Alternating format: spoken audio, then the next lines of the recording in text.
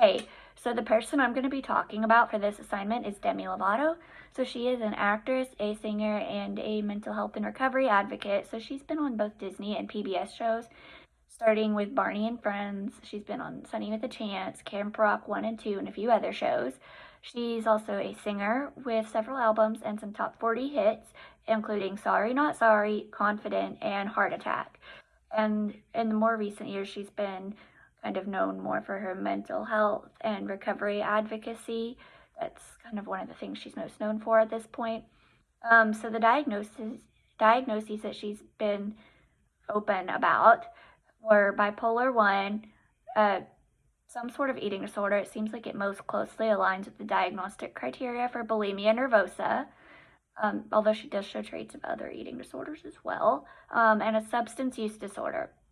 So the evidence for the bipolar 1 disorder is that she and her family both describe these episodes where she had like this kind of manic behavior where she'd stay up really late or perhaps all through the night doing things like partying, writing several songs in a night. So she a decreased need for sleep and these very grandiose ideas and some impulsive behavior. For example, at one point she punched a backup dancer, and then she would dip into these depressive low episodes where she would feel suicidal and possibly self-harm. She's been very open about her struggle with self-harm, actually. The bulimia nervosa, or some sort of other eating disorder. So she talks about beginning binging and purging as young as the age of 9. There's also been talk of her restricting, like skipping lunch breaks on set to go get her nails done or whatever. And she does talk about an exercise addiction. And some of her song lyrics actually point to a poor body image. For example, there was some lines in her earlier albums like saying things such as, I want to wake up feeling beautiful today, or sometimes the mirror can lie. And then for substance abuse disorder, she literally admits to bringing a Sprite bottle full of liquor for a morning flight back to her sober living house. And then she had an overdose about 2 years ago where she was transported to Cedars-Sinai. And again, song lyrics. The whole song Sober is kind of about her drug problem. Like it literally says, I'm not sober anymore in the chorus line. And then there's a family history of mental health. So her mom and her grandmother both struggled with disordered eating habits.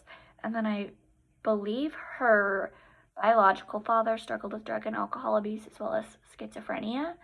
And how does this influence her craft? I'll start with the negative influence this had. So the incident happened several years ago where she punched a backup dancer on a Camp Rock tour, and then pictures of her self-harm were kind of leaked all over the internet.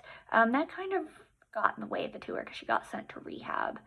And the whole idea of her being the perfect little Disney girl kind of got ruined because perfect little Disney girls don't punch people or self-harm. Since then, she has been very vocal about it and become, like I said earlier, an advocate for mental health. So she's since released a documentary and spoken out about it in several posts. And several of her songs talk about her struggle and her journey and her recovery process, including Sober, Skyscraper, Warrior, Believe in Me, I Love Me, Father, and For the Love of a Daughter, among others. And then how would I use her creativity to support her recovery? On the more boring end, I would probably encourage her to do 12-step programs because that's very accessible. You can get that anywhere in the world, and it's very well researched, and they have programs for a variety of substances. So they have AA, NA, Heroin Anonymous, and then they do have a couple of eating disorder 12-step programs such as EDA or Anorexia and Bulimics Anonymous. I would also maybe do some CBT because it's been well researched for all of her diagnoses. It's very common and it can really help. On the more creative end, I would use the expressive arts therapy, so art therapy, music therapy, dance and movement therapy, because that'll tap into her creativity and allow her to process and express things in a way that words alone cannot. And they've been studied and are used in both eating disorder and substance abuse treatment centers all across America. So it's been shown that art therapy is a good way to process body image concerns or drug addiction, Renfrew uses art and movement therapy in their treatment of eating disorders. And a treatment center that I used to work in called Journey Pure also had art therapy for their substance abuse program. And even in Nashville, there's like free music therapy and free art therapy for people struggling with those issues, specifically eating disorders. And I think she could really benefit from being allowed to tap into that creative side.